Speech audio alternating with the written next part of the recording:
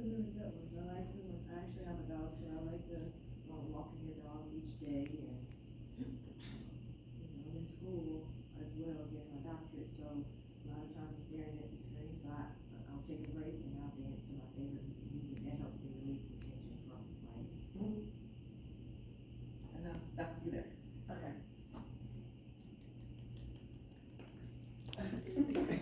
You said no, you can. No, you can seriously clap. I understand. I'm going to ask her for her feedback. Usually people are like, oh my gosh, let me start telling you. So yeah, Raquel, so how did that feel for you? It felt good. I think what was helpful for me was, I put the guide in my notability where I can write all over it. Yeah. And so I had notes on how I wanted to change up some of the language Mhm. in there, and that was really helpful for me. I was trying to think through, doing the carousel or the popcorn or, and I don't think I ever got around to doing, the carousel kind of happened a little bit, but, I think ping pong more so. And I did take note of the silence where I was willing to wait.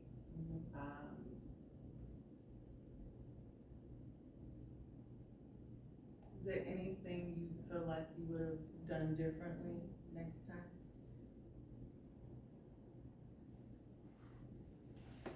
And not saying that you need to. No? I'm Okay. thinking through, I'm thinking through. I wasn't sure about that, you know, getting into what insulin is and it, it unlocking how deep to go in there. In terms of the insulin versus the glucose and it getting into the cells to make them first function. I wrote notes to say it, but then I was like, maybe I shouldn't, that's kind of going into the weeds. So, I think it was sufficient, in what was said. I probably could have said a little better, but I think that's where I think I got some of it. So group, what do you feel like went really well? What did you notice Raquel do? I noticed that Dr. Raquel did a really good job in giving the group opportunity to respond and making eye contact and just, although she was waiting for us to respond, you can still tell she was being supportive in our responses, not making us feel like there was a wrong answer. And it felt like a safe space to speak in front of the group before. I put that it was a nice voice cadence. The rhythm was good, which is helpful when you have a group and you might not know each other and you're talking about things that you might be intimidated to share with the group. I did think the cadence of her voice helped keep the pace of the conversation. She also did summarizing really well, so when people would give their input, she would go back and summarize what she thought that they were saying, so she did a really good job at that. And, she had humor, you could laugh at her, so I felt, very comfortable, and I learned something, even, so. I felt like you were very calm, cool, and collected. I felt like you knew what you were talking about and knowing how to facilitate the conversation, giving answers and all that. I felt the same, as far as, very, she did very well with the active listening and, reflections, that was really a good point, and also the eye contact was really good. Sure. Yeah, I certainly don't have a whole lot more to add. Many of the things you uplifted. I think the one thing that I'll certainly affirm that was brought up is your smile is certainly contagious.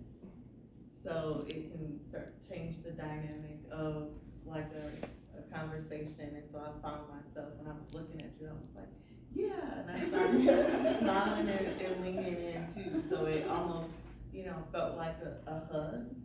And it's really important, again, when you're thinking about whatever the conversation can be, it can make something that can be really uncomfortable, like physical activity, and I really don't wanna talk about, much more comfortable. And so I just wanna affirm how far a smile can go and just the lightness, of your voice. I think the other thing that people didn't say that again is really, really important is making sure people know what page to be on.